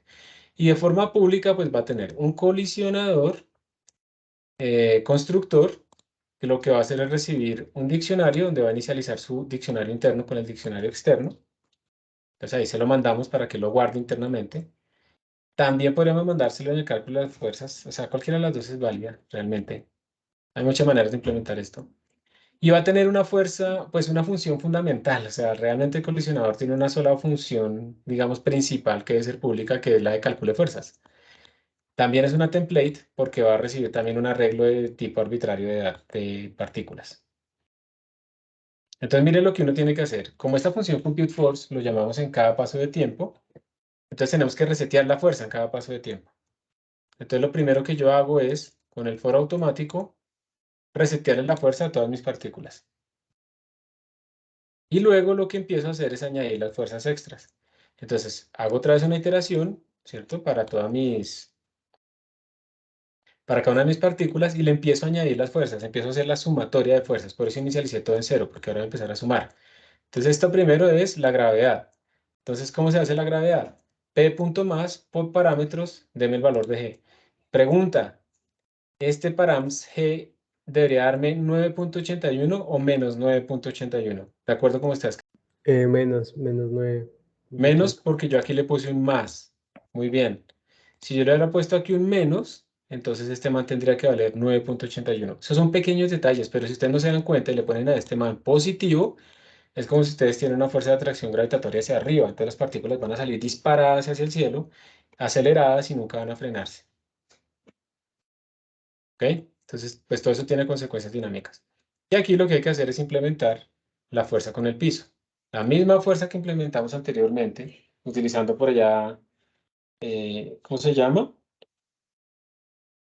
Bueno, RugeCuta y ODEINT y todo eso. Aquí lo vamos a implementar de nuevo para cada una de las partículas, para que ellas miren si están chocando o no con el suelo y entonces les aparezca esa fuerza en dirección vertical en el eje Z. Eso es lo que ustedes van a tener que hacer, es básicamente copiar y pegar el código y adaptarlo a esto del P punto y ese tipo de cosas, nada más. Y que en vez de poner K van a poner params de K. Esa va a ser la pequeña tarea que les va a quedar, realmente es muy cortica. Y ya el lunes vamos a terminar entonces, porque ya tenemos todo, tenemos nuestras fuerzas y demás, vamos a poder hacer nuestra gran simulación. Entonces vamos a poder compilar todo esto, le incluye la partícula, le incluye el integrador, incluye el colisionador, el vector para crear un vector de partículas, en este caso solamente va a ser una, pero luego vamos a hacer más. Creamos nuestros parámetros, entonces miren que en los parámetros yo estoy colocando el tiempo inicial, el tiempo final, un delta T, el K y el G, es lo único que necesitamos por ahora. Creamos nuestro colisionador, nuestro integrador y lo inicializamos con este parámetro delta T. Yo tengo una pregunta. Esos diccionarios, bueno, veo que son como dinámicos, ¿cierto? O sea, uno Ajá. puede... Ok, listo. Son dinámicos, exacto. O sea, tú no le tienes que reservar, tú le puedes ir añadiendo y él va creando internamente la estructura que lo almacena. Tú le puedes quitar valores, digamos, como este, y eso no está contigo en memoria, entonces eso es rápido. Eso está organizado de una forma de árbol binario, entonces eso es rapidísimo. Si tú no tuviera muchos datos, es muy rápido llegar a cierto dato por la forma en la que está estructurado. Son muy versátiles, son muy potentes. Ok, gracias, profe. De nada. Es que cuando uno aprende C++, poca gente le enseña diccionarios, por ejemplo. Entonces, cuando uno ve Python, uno ve los diccionarios y es súper útil y aquí también existen. Y no tanto es como por competir, sino porque uno tenga el concepto claro. Es por esa razón. El concepto es el mismo. En Python también los diccionarios funcionan así. Le damos las Profe, yo condiciones. tengo una duda. Sí, dale, dale. ¿Puedes subir un momentico? ¿Más? Más. Ahí, digamos, cuando pone P.F2, ¿por qué pone ese 2? Acá. Recuerda Sí, que f es un vector. Entonces, cuando ponemos p.f igual a 0.0, ojo, eso es una buena observación. Esto no está diciendo que f es un double, esto es un Balarray, ¿te acuerdas? Y cuando tú a un Balarray le igualas a 0.0, él coge todas las componentes y las pone en 0. ¿Listo? sí. F es un Balarray, es un vector. Aquí yo le estoy diciendo la fuerza en dirección vertical. La gravedad para nosotros está actuando solamente en dirección vertical en este problema. Ah, ya Es entendí. por eso. Y bueno, tu pregunta es útil en el sentido de que esto también sucede porque G no es un vector, sino que es un escalar. Entonces, como lo que tengo aquí a la derecha es un escalar, pues se lo tengo que poner solamente una componente por acá. Ah, listo, profe, gracias. Listo, muy bien. Buena pregunta. Lo interesante de esto es que después de que tengamos nuestra simulación, entonces la inicializamos y luego llegamos e iteramos, nos va a dar lo mismo que antes, pero va a ser todo después súper sencillo, porque entonces vamos a añadir damping con el ground. Entonces, ¿qué tenemos que hacer? Añadir aquí un nuevo parámetro e ir aquí a las fuerzas y ponerle una nueva fuerza. Se acabó. Y vamos a ver cómo la cosa va a ir amortiguándose. Vamos a hacer el espacio de fase y no sé qué, entonces depende de lo que imprimamos. Vamos a hacer animaciones. Vamos a utilizar ParaView. Eso es un software que seguramente ustedes no han visto. Bueno, ¿alguien ha visto ParaView? ¿Sabe qué es ParaView? ¿Lo ha usado alguna vez? ¿Acá? ¿Nadie? Entonces, eso es un software que es bueno que ustedes sepan que existe para hacer visualizaciones y análisis de datos en 3D. Vamos después a añadir paredes a la izquierda y a la derecha. O sea, todo eso es muy sencillo porque es tocar las fuerzas y ya está. Y recompilar y correr. Entonces nuestra partícula va a rebotar, ¿cierto? Y luego vamos a añadir otra partícula. Entonces vamos a poner dos partículas que reboten. Y de aquí en adelante ustedes pueden hacer un montón de cosas más. Entonces uno, por ejemplo, puede añadir n partículas que reboten entre ellas, aunque eso toca optimizarlo también. Entonces uno puede estar simulando, si no pone disipación, uno está simulando un gas. Entonces uno puede ver, por ejemplo, la distribución de velocidades, que todas arranquen al inicio como con un delta, y luego cómo se obtiene la distribución de Boltzmann. Uno puede poner, por ejemplo, una pared arriba que sí se mueva, que también se integre con el mismo algoritmo de integración, que calcule la fuerza. Entonces uno puede empezar a decir, bueno, si yo al inicio les pongo una energía cinética a las partículas que corresponde a cierta temperatura, esa pared de arriba va a quedarse como en un sitio oscilando de a poquitos. Digamos que este es mi contenedor, así. Este es mi contenedor. Y le voy a poner peloticas, que son mis partículas, y que están rebotando entre ellas, ¿sí? Pueden ser de tamaños diferentes, no importa. Aquí realmente todas son iguales. Y yo le puedo poner aquí una tapa. Entonces esta tapa puede ser que si yo le pongo mucha energía a estas partículas, pues esta tapa va a estar por aquí arriba, ¿sí o no? Y si yo le pongo poca energía a estas partículas, cuando se estabilice, pues esta tapa va a estar aquí abajo. Entonces uno puede calcular, por ejemplo, la presión sobre esto. ¿Cuánto es la presión? Y cuánto es esa presión en función de la temperatura y le da la ley de los gases ideales. Si tiene pues un conjunto, pero eso uno no requiere tantos, uno pone 1000 partículas y entonces esta vaina le va a dar más o menos una línea recta, ¿sí? O también, ustedes ven que como se está subiendo, uno puede calcular cómo es el volumen en función de la temperatura. Y entonces uno empieza a obtener la ley de los gases ideales a partir de un sistema discreto y lo curioso es que no necesito un número de Avogadro de partículas, sino poquitas. O también, por ejemplo, lo que puedo hacer es quitar esa pared de arriba, hacer mi contenedor normal y llenarlo de muchas partículas, ¿listo? Muchísimas partículas. Y poner gravedad, pero que reboten entre ellas. Entonces, si yo pongo gravedad, resulta pues que por la gravedad vamos a tener mayor densidad en la parte de abajo que en la parte de arriba, ¿cierto? Y entonces uno puede calcular el perfil de densidad y ese perfil de densidad le va a dar la exponencial que uno más o menos se encuentra en el gas ideal. Y todo eso lo puede hacer a punta de partículas así chiquitas que están rebotando. O la otra, uno puede pensar es que estas partículas no son componentes de un gas, pues realmente son como macromoléculas, sino que son piedras o granos. Entonces uno puede empezar a aplicarle a esto presiones. Y entonces empieza a ver cómo se empaqueta esta vaina. Y entonces empieza a hacer simulaciones, que eso es, digamos, en lo que yo empecé a trabajar hace mucho tiempo.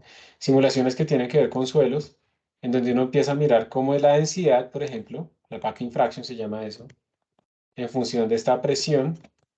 Y, por ejemplo, si yo tengo fricción y yo después descargo el sistema, entonces le quito un poquito de presión. Entonces lo dejo que se expande, le vuelva a meter. Esto empieza a generar unos ciclos de histéresis y bueno, hay un montón de cosas ahí detrás. Entonces los ingenieros tratan de simular esos comportamientos globales con modelos macroscópicos con muchos parámetros. Los físicos tratan de simularlo con modelos microscópicos y obtener el comportamiento global. Y Santo Graal es pues la conexión entre todos esos dos mundos para ver cómo esos parámetros globales dependen de los parámetros microscópicos. Y también, pero esos parámetros microscópicos no solamente son de las fuerzas mecánicas, sino también de la distribución de tamaños, de la forma, de la angularidad. Hay un montón de cosas ahí por detrás. Entonces, eso, o sea, se puede aplicar a muchísimos, muchísimos sistemas. Y si ustedes de todas maneras ya al final lo que quieren es simular membranas celulares o sistemas atómicos, pues ya realmente es preferible que empiecen a utilizar paquetes mucho más elaborados, como por ejemplo LAMMPS. Ese es el de los más famosos. Este es un simulador de dinámica molecular. Esto es una animacioncita que se tiene ahí. Si yo me paro encima, entonces hay una partícula que está perturbando, pues como este sistema que tiene el nombre de LAMMPS. Estos son muchas de las portadas que se han obtenido de simulaciones que se han hecho con LAMPS de materiales que están en muchas revistas diferentes, hasta en Nature. Y este es paralelizado, entonces ustedes pueden correrlo en muchos computadores. En la sala lo tenemos instalado y de hecho ahorita los estudiantes están probando para correrlo en varias máquinas al mismo tiempo. Esto ya está paralelizado, no se tiene que poner uno a sufrir en eso. Uno simplemente lo que hace es especificarle cuál es el sistema, cuáles son las unidades, cuáles son las características y empezar a simular. Entonces esto es todo un mundo y hay gente que trabaja en todo esto pues para simular membranas, para simular sistemas atómicos, construcción de materiales, pero también sistemas dinámicos como los medios granulares y esto incluso LAMMPS tiene para hacer eso, pero hay otros programas como LIGHTS que están especializados, basados en LAMMPS para simular este tipo de sistemas de elementos discretos se llaman, pero espérense a ver que se mantiene ahora un... Ellos tienen acá una nueva versión. Bueno, aquí está el demo. Este man se llama Kundal, que fue uno de los primeros que empezó a simular con computadores los suelos. Y ahí está la cara derecha con partículas y cómo se va desarmando. La gente estudia mucho estas pilas, cómo se arman estas pilas, porque dependen del coeficiente de fricción, tienen dependencia de la historia también, si caen así las partículas o si las lanzo de a poquitos de izquierda a derecha. Las redes de fuerza y de presión que aparecen acá cambian. Esto es importante en el almacenamiento de partículas, en los silos, por ejemplo, donde se almacenan granos. Es súper importante tener modelos claros de cómo se distribuyen las fuerzas, si no los silos se van a estallar. Y también hay gente que incluso simula esto para simular la fricción máxima, porque esas cosas se cargan por fricción, se carga electrostáticamente y a veces eso genera chispas y se incendia todo. O sea, esta vaina tiene muchísima aplicación. Los medios granulares son el segundo material que más se utiliza por el hombre industrialmente después del agua. Pues porque incluyen, digamos, cualquier sistema que esté hecho de elementos discretos, que va desde coloides, polvos, hasta sistemas, digamos, de píldoras farmacéuticas, café, toda esa vaina son medios granulares. Entonces, la aplicación industrial es gigantesca y todavía no se entienden porque dependiendo de la forma en que uno los trabaje, se comportan como sólidos, como gases, como líquidos. Entonces, hay muchas cosas y pues yo les quería mostrar pues esto como una base para que entiendan de ese mundo, cómo entrar a ese mundo y ya. Me pasé un par de minutos, disculpen. Muchas gracias por su atención. Y nos vemos el lunes. Y las presentaciones son el viernes, perdón. Máximo 10 minutos. Sí, máximo 10 minutos y luego vienen las preguntas. Y ya. Yo les voy a mandar como unas instrucciones. Les voy a hacer este anuncio de los 10 minutos y eso en un mensaje como para que quede grabado, ¿listo? Ahí en el Teams. Y nos vemos entonces. Feliz fin de semana. Vale, Gracias, profe, profe. gracias. Bueno, Profe, qué pena, es que yo quería pedirle pues dos favores, si podía pues enviarnos el PDF del día de hoy y también si es posible pues la grabación que nos compartió hace pocos días sobre ecuaciones diferenciales parciales. listo. Me toca descargar esa grabación con Fénix, ¿sí? La charla de Fénix. Sí, señor. Listo, sí. Voy a descargarle, la subo a la lista de YouTube de nosotros. Y ya ahorita les envío el PDF. Muchas gracias por recordarme, Carlos, porque tú ya me has pedido la grabación y a mí se me ha pasado. Disculpa. Sí, señor. Listo. Vale, muchas gracias, profe. Vale, que estén muy bien. Profe, a mí también me podría enviar esa grabación, por favor. Yo la voy a poner en el canal de YouTube de donde yo pongo los videos de nuestras clases, entonces se le pueden ver Ok. todos. Vale, gracias, ¿Vale? profe. Listo, con gusto.